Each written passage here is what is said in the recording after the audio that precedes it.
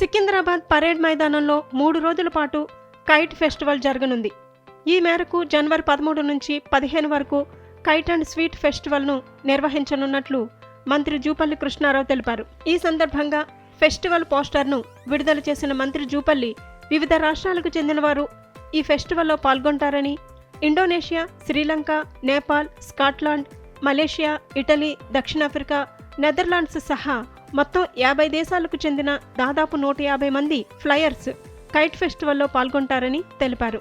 Kite and sweet festival నిర్వహించే 3 రోజుల పాటు వివిధ సాంస్కృతిక కార్యక్రమాలను నిర్వహిస్తామన్నారు. ఇందులో ఎవరైనా పాల్గొనవచ్చన్నారు. సంస్కృతి, సాంప్రదాయాలు ప్రతిబింబించేలా ఫెస్టివల్ ఉంటుందన్నారు. గ్రామాల్లో కూడా సంస్కృతి, సంప్రదాయాలు పెంపొందించేలా పెద్ద ఎత్తున ఇలాంటి కార్యక్రమాలు నిర్వహించుకోవాలని సూచించారు.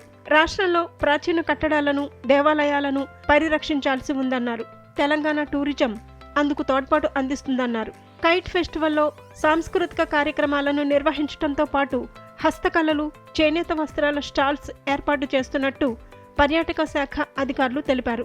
ఈ సంవత్సరం కైట్ ఫెస్టివల్కు 3 రోజుల్లో 15 లక్షల మంది వరకు వస్తారని అంచనా వేశారు. ప్రదర్శన తిలకించడానికి వచ్చే సందర్శకులకు ఎటువంటి అసౌకర్యం కలగకుండా జీహెచ్ఎంసీ, పోలీసు, ఇతర శాఖల అధికారులు అన్ని ఏర్పాట్లు చేస్తున్నారని పేర్కొన్నారు.